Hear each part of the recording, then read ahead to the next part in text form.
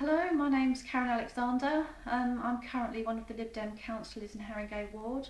I've lived in Harringay since 1996. Before that I lived in Hackney for 9 years, so I've been in London for a long time. I love the vibrancy of living in such a culturally, racially and ethnically diverse place. It's fantastic. I'm married with 2 children and I work part-time for a law firm in the city. Why am I standing as a candidate in Harringay ward? Well, I was first elected to the council in 2006. I initially stood for council because I was fed up with Harringay ward being dirty, shabby, rubbish on the street, and I was particularly incensed by the way that the council runs roughshod over the residents, particularly with regard to things like CPZs. That's what kind of got me into it in the first place. I've loved serving the community over the past 4 years, and I want another opportunity to serve the community again. I want to continue the work that I've started off here. I'm passionate about the local area. I've lived here a long time and I know what the local issues and problems are, and I hope that residents will agree that I've made inroads into tackling them by sheer hard work, endurance and keeping pressure on the council to improve things. I've got an incredibly supportive family and I've been able to balance my family life and my day job while serving the community as a ward member and doing everything I can to help residents and try and move things forward to make it all a better place. I only work 2 days a week.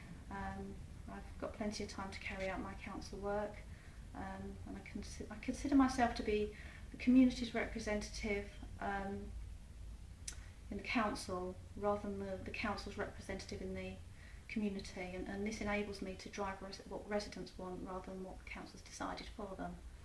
I have the drive, enthusiasm and the energy to continue to be an excellent ward councillor. My first priority will always be my residents. I'm a hard-working ward-based councillor and I will continue to be so. Great, thanks for that introduction, Karen. Now moving on to the future, I wonder if you can tell us anything about the vision that you have for Harringay, say over the next 5 or 10 years. And is there one thing that you think would do more than anything else to get us there? And what are you going to do to see that it's achieved? Okay, my vision for Harringay, I want a Harringay that's a far better place to live. I want a Harringay that people choose to come and live and where they want to stay. I want a Harringay where people feel that there's a real sense of community, a place that's got cleaner streets. I want to see a green lane that remains diverse and vibrant but isn't overrun with betting shops and gambling establishments. And I want a Harringay where residents feel that they've got a say and a control in what happens here and where they can really be part of the process. I want to see a Harringay where all the family houses are retained for families and not continually divided up and carved up by greedy landlords. And I want a place where people feel safe on the streets and in their own homes. Definitely want to see a Harringay with less traffic and slower traffic. And I want to see a Harringay where there's less dumping of rubbish and people really take pride in their surroundings. I think I'd really like to see an improvement in the secondary school choices for families living on the ladder. I think our communities suffer because there's a lack of good secondary schools and it drives families out of London when their kids reach this point. I think offering a real choice would strengthen the community here. How do we get there? We're working and listening to the local community and feeding that back to the council. Better enforcement. The current council have simply not effectively used the powers available to them to make sure that the ward isn't strewn with dumped rubbish and people's front gardens aren't full of mattresses. And they've certainly let down local residents when it comes to control of houses of multi-occupation and division of family houses into flats and bedsets. I think we need a traffic survey to come up with long-term solutions to the traffic problems here. I will continue to lobby the government to amend the Gambling Act to curb the number of betting shops. There's no doubt that Green Lanes is become absolutely saturated with them, and it's detrimental to the area. I'll continue to fight for the fair funding for our children in terms of government money received for each pupil. Our children continue to suffer because we receive significantly less per pupil than other boroughs.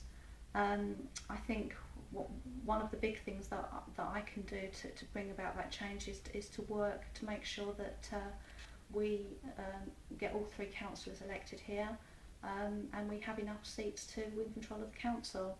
And that's my driving passion for the next few weeks. Thank you for that. Anything else that you're going to be working to change in Harringay? And perhaps can you tell us a little bit about what you're going to be doing to achieve that change? Okay, I think one of the big issues here is the local assemblies. We need to restructure them. We need to make sure that residents have much more say, much more involved in setting the agenda. We want to see them having bigger budgets to deliver more things locally. Basically I want to see a much more bottom-up approach to things than is presently the case. That means devolving more power to the local community. Currently our area assembly has just become a venue for petty squabbles and has just completely lost the ability to deliver what it was set up to do. I'd like to see much more recycling in the ward. I think that's really important. I don't think there's nearly enough recycling here.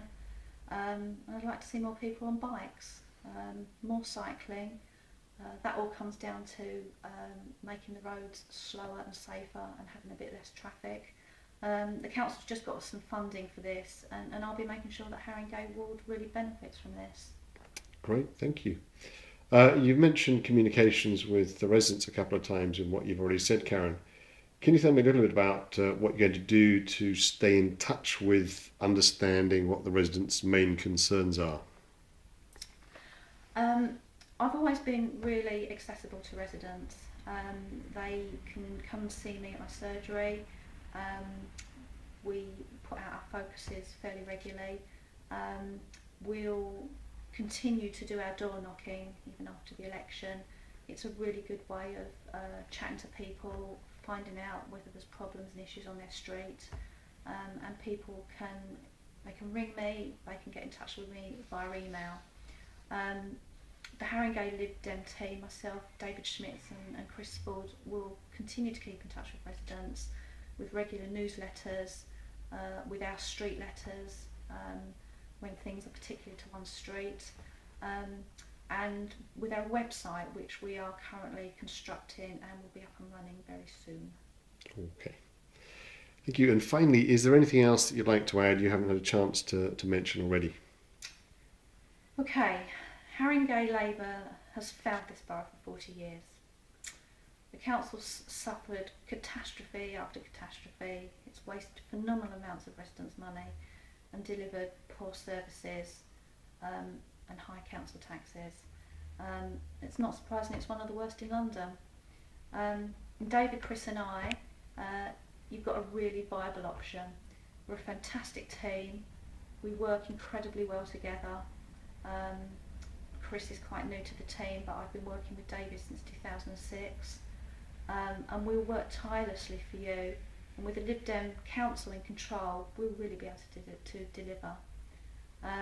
Haringay's a crunch ward for the elections on the 6th of May. Win here, and we're pretty confident we can take control of the council. We want you to be part of making that historic change and helping to give the borough the fresh start it so desperately needs. Thanks, Karen.